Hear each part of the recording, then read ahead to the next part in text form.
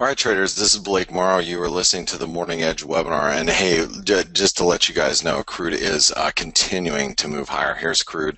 Yeah, we're pushing higher. We're trying to break through near-term resistance. We were as high as 50.20 before, 50.25 I think it was, 50.21. So we're breaking above the highs, just tripping some stops. That seems pretty logical. Let's push the dollar Canadian back down. And the Kiwi and the Aussie are holding up well. These commodity currencies are all just doing pretty good as a result. Let's go over to here's the front month. So here's the end contract. So you can see the previous highs at 21. We're at 32. So, crude is doing what crude does, stopping out all the shorts, making sure that anybody who's following Dennis Gartman is and his shorts are getting stopped out. So anyway, let's go ahead and grab the bias chart here. Let me get it. And let's get started. Okay. All right. So let's start with the euro dollar. The euro is looking a little weaker at the moment. Gosh, this Kiwi is so strong too. Hold on really quick. Here's the euro. Okay. So here's the euro dollar, and the euro dollar is pressing a little lower at the moment. And we're pretty quiet trade. Still looking for 114.20 if we can get it. I have not. I had an order, out overnight. Didn't obviously get hit. I canceled it, but I would still look for any move towards 114.20 to hold as far as resistance goes. We are in a range at the moment, and then support still the same. I mean, I'm going to write down couple of levels here. So first of all, I think we need to write down 113.20. Let me double check this really quick. Yeah, I think we should write down 113.20 first. Now, because the thing is if we break through here, this 113.20 area, we start breaking through there, that could open the door for a move down to 112.50, which I would like to be on the long side of the euro down here as well. So, either or, but I'm going to write down 113.20 first and foremost. So 12.50, 113.20. Okay, both levels of support for the euro dollar. Because the euro is trading a little heavier at the moment, and, it could lead to further dollar strength. Obviously, if we crack through that 113.20.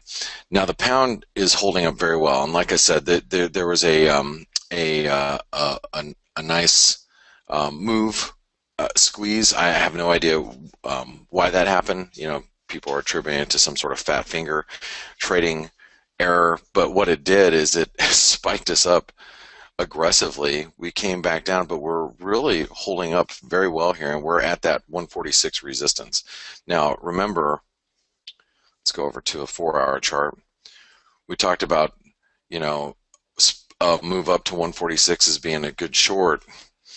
It might not be a bad short at current prices. I personally am a little nervous about trading the cable. Like I said, I have a pound New Zealand, and I hope that continues to do well, but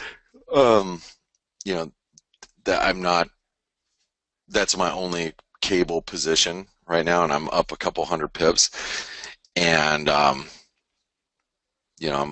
hoping to get out of that a little higher because I still think the pound New Zealand has hit some really key support over here at the 786. Obviously that spike up to 212 was that anomaly, if you will. But for now, the cable, the pound dollar, I think this 146 is going to offer resistance. Now, what we can do is we can take this high to low and see that 146 is the 618 basically. So, I mean, if you want to short the cable, you can try to. I would be a little nervous trading the cable right now, but it's up to you. It's your prerogative. Okay, I think this 146 level is going to be pretty key, just because it is a 618 retracement. We are in a range. Now support, I mean, I could write down support as being all the way back down here, but I think we're going to find some nice solid support before then. Probably this 144.75. If we come down, somewhere through here, you can see how significant it has been right here, here, the opening price here. So 144.75 should offer support on the way back down. Okay. Let's go over to the Swissy.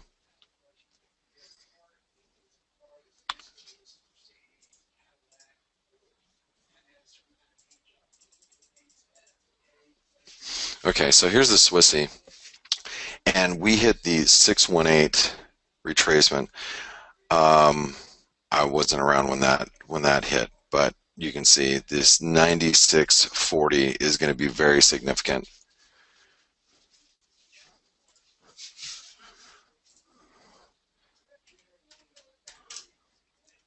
And if you want to be long the dollar Swiss, I mean, the bottom line is you know where your risk is. Okay, it's right here. You can see as we were hitting lows, relative strength has been divergent.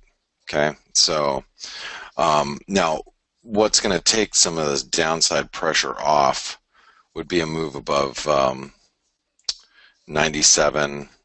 Let's call it 97.15. If we break above 97.15, that's going to take that the current downside pressure off, even though we're in a range. Okay.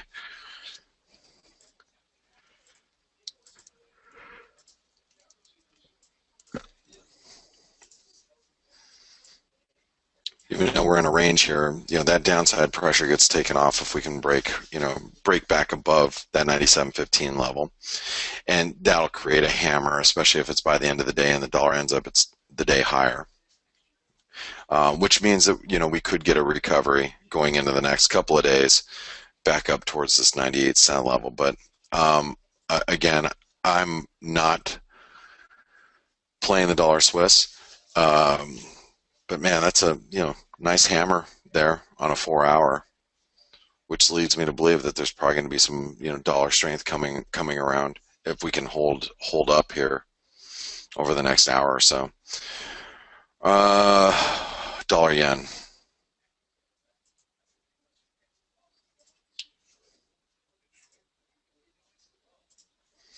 Okay, here's your dollar yen. Your dollar yen has been recovering off of this. We found support at a horizontal support, by the way. It wasn't any fib, not that I could see, but that horizontal support really held. Now, if I wanted to short the dollar yen, which that doesn't necessarily mean that's what I want to do, but if I was going to short the dollar yen, I'd be a seller right there. 108.20. Okay.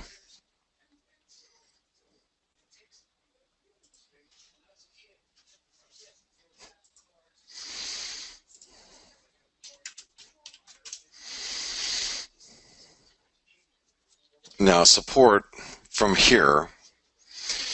Okay, we found horizontal support. We found horizontal support right through here. And let's get rid of this trend line for now.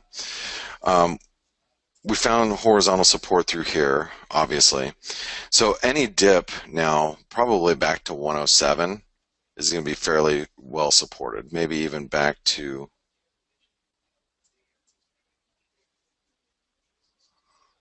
right through here.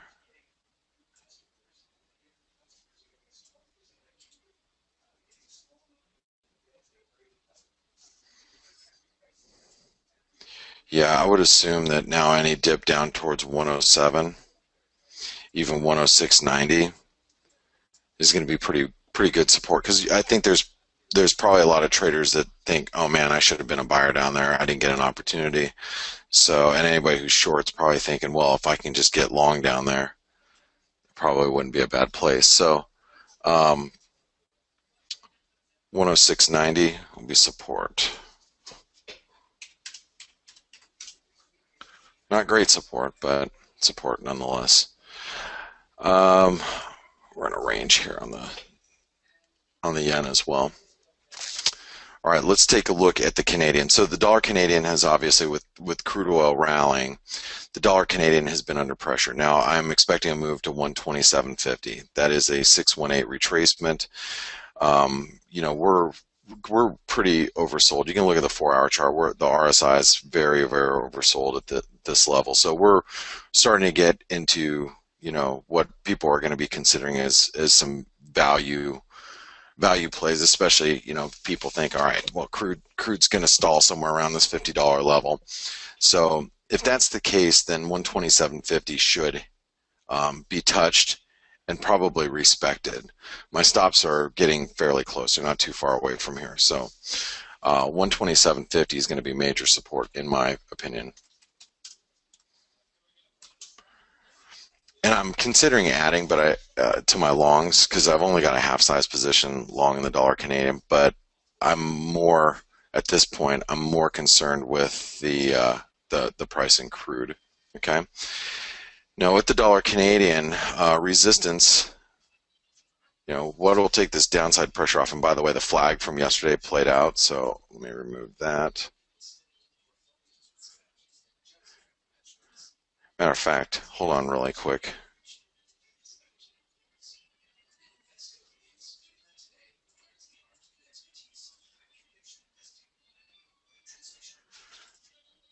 So if the flag, maybe I drew the flag wrong, which, you know, could very easily be the case. So if the flag looked like this, all right, roughly,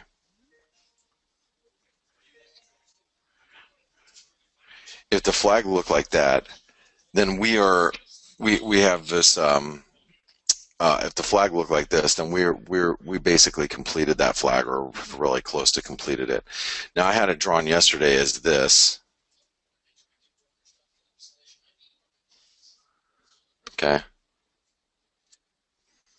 I had it drawn like this, but it could very easily have been like this. So again, that's just another confirmation that this 127.50 is probably going to be some pretty significant support for the Canadian, should we get down there. So we have to get above 128.40 to take this downside pressure off. Okay. And we are also in a range here. All right, let's go over to the Kiwi. So the Kiwi is approaching some resistance here, and I'm actually strongly considering shorting some Kiwis up here, but it's been pretty resilient. Nick said ABC equals CD and 786 on a 4-hour. So here's your 786. It's coming up. We have this AB equals CD, but as you can see,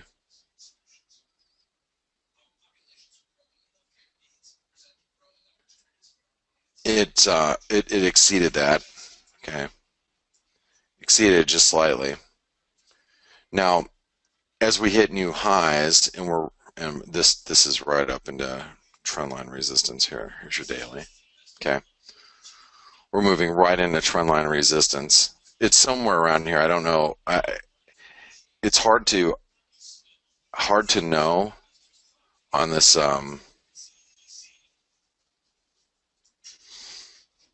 trend line if it's there at the very tip, which takes us to, you know, to 69.90, or it comes a little bit further down, you know, through, you know, to that tip and through this you know, through that wick.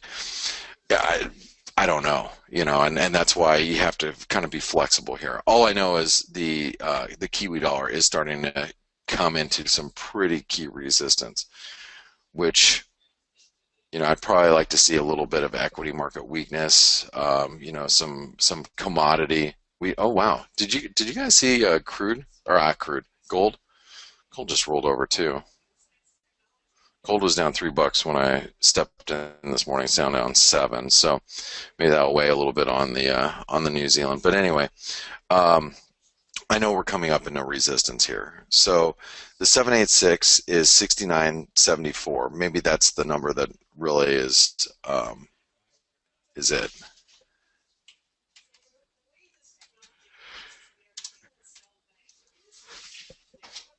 I'll put it at 69.75. We are at a range, in a range. So to take off the downside or the upside pressure in the Kiwi, we have to really get below 69 cents, right?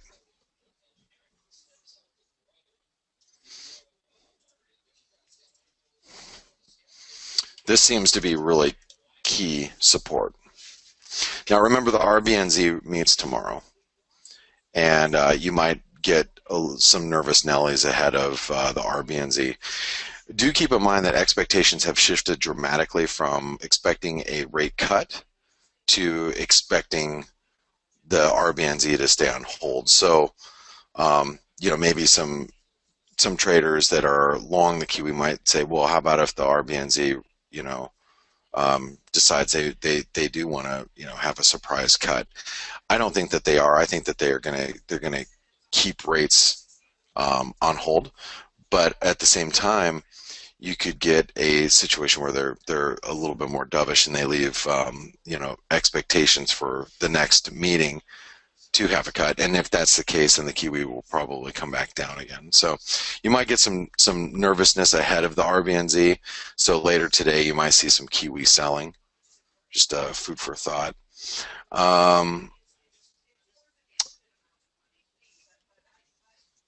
All right, let's go. Let's do the Aussie really quick.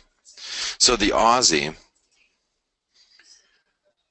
we rallied, following the RBA. Now the RBA did keep rates on hold as expected, but the most economists that I've read construe the comments as a little bit more hawkish than the market was expecting. They cited the hot real estate market and whatnot, but the Aussie is starting to, it's these are the areas where the Aussie is going to start finding a lot of resistance. I mean, if you look, let me grab a pen here.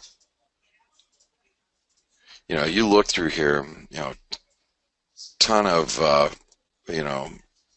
resistance or high. I like to call it like a very high traffic area, coming through here. So all of this area, all through here to maybe even up to the 618. It's gonna be really tough sledding for the Aussie longs, up through here, in my opinion.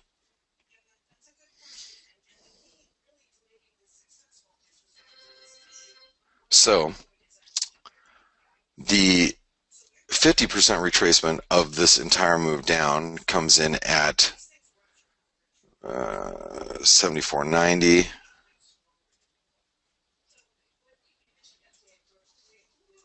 If you look through here, 74.90, 75 cents. That's all going to be probably very, very tough resistance for the Aussie today. Should we get up there? I'm going to write down 75 cents. Support will be back 74 cents, but more importantly, we'll be probably back here at 73.70, because if you imagine this trend line, this broken trend line that we had through here, okay, that was significant. I mean, you can see how the significance of it.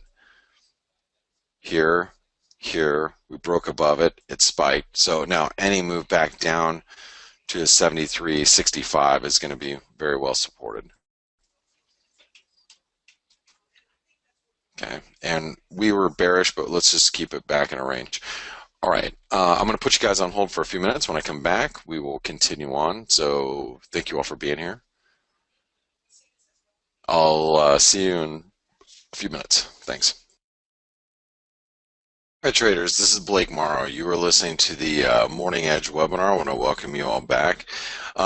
So let's continue on with our analysis. We finished up the majors. I want to do the dollar index really quick. So here's the dollar index. That's a 5-minute chart. Let's go over to a 4-hour. And the thing about the dollars, we had this flag pattern we were developing yesterday. Didn't obviously follow through. Let me get rid of these fibs here intraday. And the dollar's been quite messy, and you can see the dollar came under, obviously under pressure following Friday. What is this, and why do I have it? Let me get rid of that. Okay, and the dollar, in my opinion, still looks like a bearish wedge, so you got to be really careful playing it to the long side just yet. So, for those of you that are considering it, take a look at this right through here. Okay, and then this right through here. This would be a bearish wedge. All right, and so that to me tells me that we have to get a break above 94 or a break below 93.75 to get any type of direction. All right, so the dollar, yeah, we may be bouncing right now, but how significant of a bounce is it, and is it going to be sustainable? Whenever I look at a wedge like this, I would say there's maybe a 65% of a downside break, 65 to 70% chance of a downside break, and a 30 to 35% chance of an upside break. So being a bearish wedge, there's a higher probability of a downside break. Doesn't guarantee that it's going to happen. I'm just saying that there's a higher probability of it. But we're basically at 94 cents. So let's see here. I don't want to write down 94 cents because it's right here. Oh, I guess I'll write down 94 and 94.10. How about that? Okay, 94.10, and then support here is at 93.75. Okay, and we are in a big, fat, hairy, nasty range here. Let's go over to the, we're in a range, and we're, frankly, we're towards the lower end of the range. I mean, if you look at like the longer term range, I really don't think the dollar's, going to necessarily break down unless we, we really come to the conclusion that the Fed's not going to raise rates until the end of the year. I doubt we really break down here. So, we might have a little bit more downside left in the dollar, so the euro pushes back up towards, 114.20, maybe 115. That'll, push the dollar down just a little bit further. But I think ultimately, let me delete this. I'm not even sure what that is. And I delete this fib too. So I'm sure at this point that the dollar is getting a little,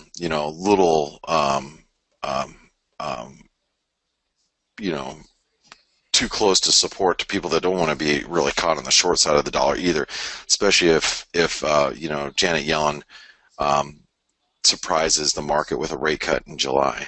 All right.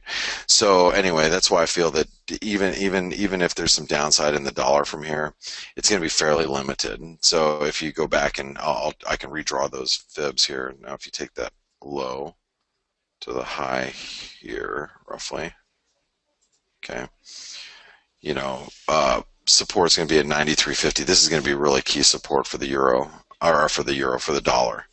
So that again would be at the euro at 114.20 if should we get there. Okay.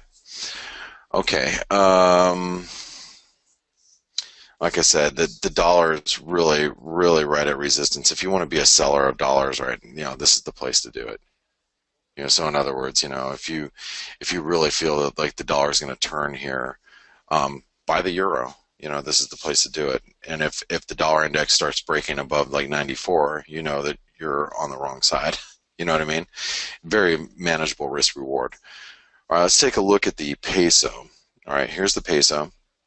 And the peso has been moving up, and keep. I want to take you over to the daily chart really quick. Keep in mind where the dollar peso is consolidating above. Okay, we're consolidating above a key fib confluence. All right, so like if you look here and you go, okay, well, that was holding us. Big resistance, big resistance. We keep probing above it, can't break it, can't break it. Okay, we're above it now. Now we may have come off a little bit, but that, generally speaking, that's if you look at the dollar Canadian, you look at the U.S. dollar, Norwegian krona, you look at some of these other commodity, quote unquote, commodity currencies. Those commodity currencies have been really strong. The peso, not so much. So and it's been stronger even as stocks have been stronger. That's why I'm warning you that if stocks turn lower from here, or if commodity currencies start to come under pressure from here, this US dollar Mexican peso is going to be much stronger than it is. We're going to be trading up towards, we're going to be trading up towards 19. So be really careful, especially if crude comes down. Be really careful if stocks come down. This thing will just turn right around and we'll just start hitting highs. And you look at the price action here. It's very choppy. Here, let's remove that. Let's remove this. It's very choppy right now, and as long as we remain above this trend line here, which you just have to keep moving it over as this trend line increases. But I want to say roughly about 1845. That is support.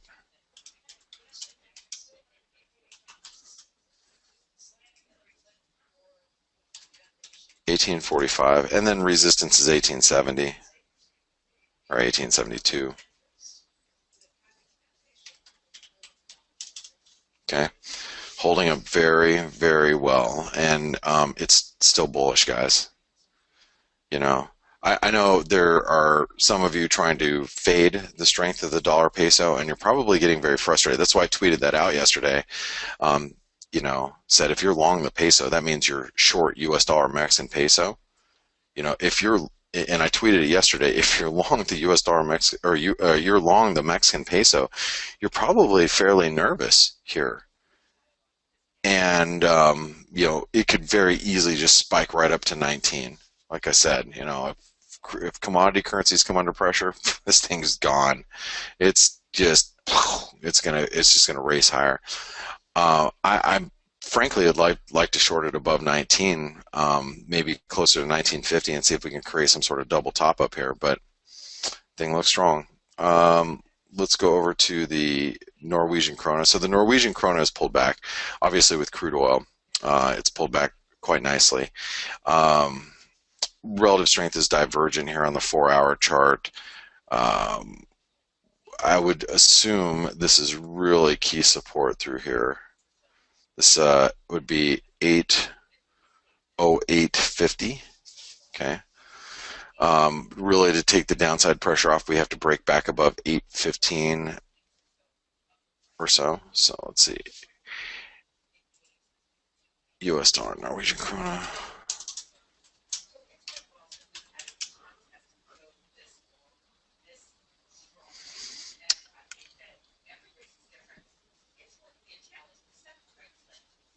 $808.50. And this one, I think you got to watch both the euro and crude here. It's kind of a double whammy. 8.15. Okay. I'm going to put it in a range, as well.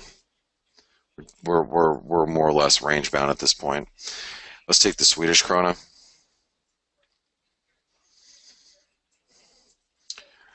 We wrote this down yesterday of, looking for support at 807.50. I don't know here. Okay, we had this double top extension. Okay, completion, a little bit of overshoot.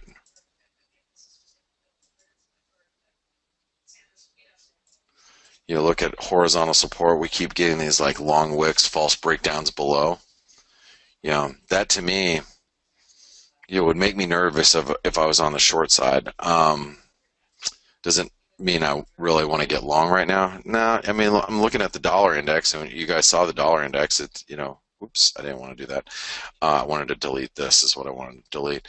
You look at the dollar index, and the dollar index looks, like it, um, um,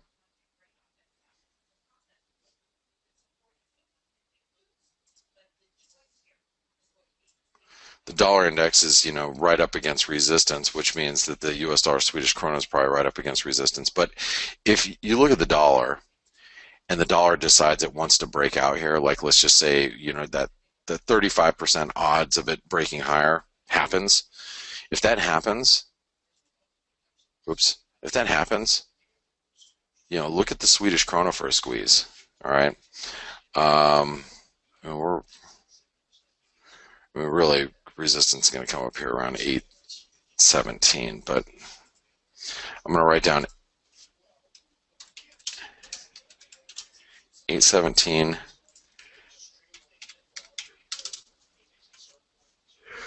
And let me go check something else out again because I deleted it on accident. So here's your low. Here's your high. I'm going to write down 807.50. 807.50. 8.0750. Okay. We're in a range as well. It's questionable whether we get down here or not. Very questionable whether we get down here or not to the 618. All right, so here's your bias chart, and let me see if I can take your questions.